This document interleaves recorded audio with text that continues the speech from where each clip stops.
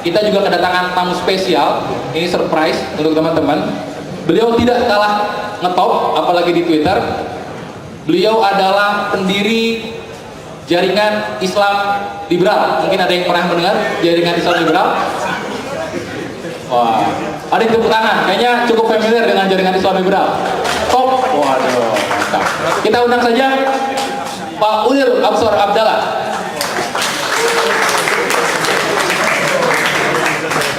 Silakan, Pak.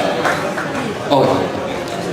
Jadi kita berdiskusi sedikit tentang kalau kita ngomong Indonesia itu salah satunya ada selain ekonomi, Indonesia ini sensitif mengenai keberagaman, keyakinan beragama, betul ya Pak Ulil ya?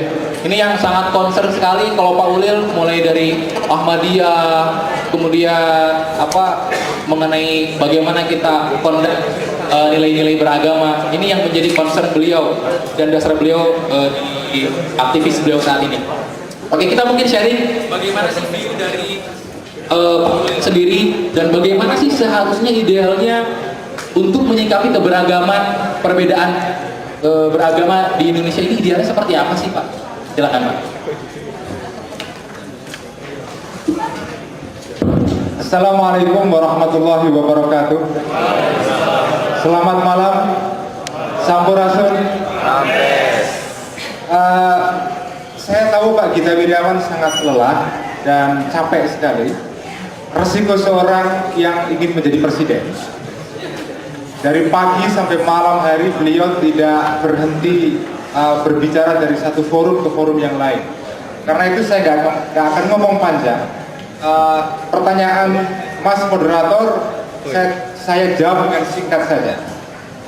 Salah satu perubahan penting di dalam negara kita pasca reformasi yang harus disyukuri adalah adanya amandemen di dalam undang-undang dasar kita. Kita mengalami 4 tahap amandemen undang-undang dasar kita. Salah satu perubahan penting di dalam undang-undang dasar kita adalah dimasukkannya pasal-pasal yang berkaitan dengan hak asasi manusia. Yang dulunya di dalam undang-undang dasar pra-amandemen belum ada. Nah, salah satu elemen atau unsur yang penting di dalam pasal-pasal pasca amandemen adalah pasal-pasal yang terkait dengan perlindungan hak-hak sipil atau civil right. Civil right atau undang-undang hak-hak sipil yang paling pokok adalah hak berserikat, hak berpendapat, hak untuk berkeyakinan. Ada beberapa pasal dalam undang-undang dasar kita, ada 3 pasal sekurang-kurangnya dalam undang-undang dasar kita yang menjamin kebebasan keyakinan bagi warga negara Indonesia. Itu jawaban singkat saya. Artinya secara undang-undang negara kita ini on the right track. Kita sudah berada di dalam jalan yang benar, di dalam sirotol mustaqim kita ini, di dalam jalan yang lurus. Persoalannya adalah bagaimana undang-undang dasar itu dilaksanakan di dalam kehidupan bernegara kita. Itu masih kurang. Saya ini adalah anggota Partai Demokrat. Saya salah satu pengurus DPP, salah satu ketua Partai Demokrat bersama Pak Ramadan Pohan yang juga anggota DPR. Saya juga lagi sedang nyalon sebagai anggota DPR, mohon doa.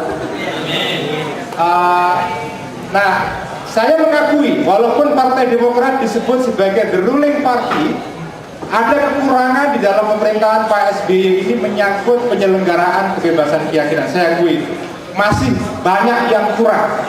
Oleh karena itu kalau Pak Gita nanti terpilih sebagai presiden, amin, saya berharap betul Pak Gita menyempurnakan, menambahkan, memperbaiki beberapa hal yang masih kurang di dalam praktek penyelenggaraan kebebasan keyakinan di Indonesia. Saya yakin Pak Gita bisa. Saya tahu komitmen Pak Gita terhadap toleransi di Indonesia, kebebasan keyakinan, saya yakin betul. I believe in him, I trust him. Tapi saya mau menambahkan sedikit, karena saya nggak mau berpanjang-panjang.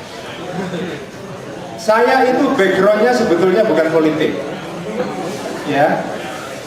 Saya backgroundnya itu sebetulnya adalah aktivis LSM dan dunia pemikiran. Teman-teman di Jakarta dan mungkin kota-kota lain mengetahui saya sebagai orang yang lebih banyak aktif di bidang pemikiran. Saya masuk partai politik sejak tahun 2010 ketika saya masuk Partai Demokrat, dan saya masuk Partai Demokrat untuk pertama kali saya bergabung dengan partai politik adalah Partai Demokrat. Walaupun saya datang dari keluarga Nahdlatul Ulama, dari NU, tapi saya tidak pernah secara resmi masuk di dalam struktur PKB.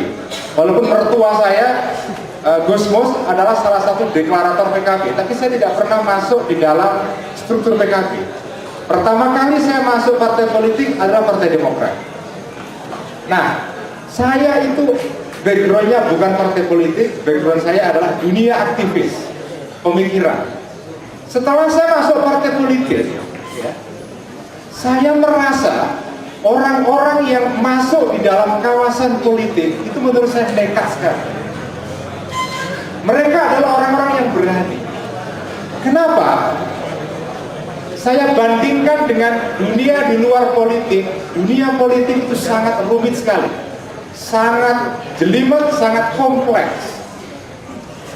Makanya ketika Pak Gita memutuskan untuk masuk sebagai salah satu peserta konvensi Partai Demokrat, terus terang saya salut sekali. Karena kalau beliau mau, dia bisa menikmati hidup yang nikmat sebagai pengusaha, sebagai seorang menteri. He is done with life sebetulnya. Dia sudah mendapatkan segala-galanya, tamatan Harvard, pengusaha sukses, menjadi menteri. Apalagi yang diinginkan? Surga insya Allah dapat nanti di akhirat, saya yakin. Tapi dia masuk sebagai peserta konvensi. Saya menganggap ini keputusan yang sangat berani. Kenapa saya katakan dunia politik itu jelimet sekali? Karena dunia politik tidak seperti dunia bisnis, apalagi seperti dunia akademis. Kalau Anda seorang dosen, Anda berhadapan dengan mahasiswa yang jumlahnya terbatas. Anda tidak berhadapan dengan dunia yang kompleks. Di dunia bisnis mungkin sedikit lebih kompleks daripada dunia akademis. Tetapi Anda masih berhadapan dengan dunia yang tidak sekompleks dengan dunia politik.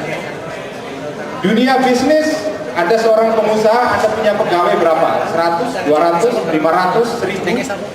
Masih manageable. Tetapi begitu Anda masuk partai politik, Anda berhadapan dengan masyarakat yang jumlahnya juta. Dan Anda harus membujuk mereka satu persatu untuk percaya kepada Anda. Pak Gita Wirjawan ini sejak bangun pagi dari jam 6 pagi tadi, dia sudah keliling ke berbagai sudut kota Bandung, berkampanye, membujuk masyarakat supaya masyarakat simpati dengan dia. Nah, inilah bedanya. Politik pada zaman Orde Baru dengan pada zaman sekarang adalah politik pasca reformasi itu karakternya sangat khas, yaitu orang harus membujuk publik. Melalui apa? Pidato. Pada zaman Orde Baru, orang tidak perlu membujuk masyarakat supaya mendukung Anda, karena Anda menggunakan kekuasaan bedil, menggunakan kekuasaan senjata, militer, ABRI ketika itu, Anda bisa memaksa masyarakat untuk memilih satu partai. Sekarang ini Anda tidak bisa lagi menggunakan itu. Anda harus keliling ke seluruh Indonesia, mendatangi masyarakat satu persatu, membujuk mereka supaya mereka tertarik kepada pikiran Anda. Itu yang dikerjakan Pak Gita Wirjawan, Pak Dahlan Iskan, Pak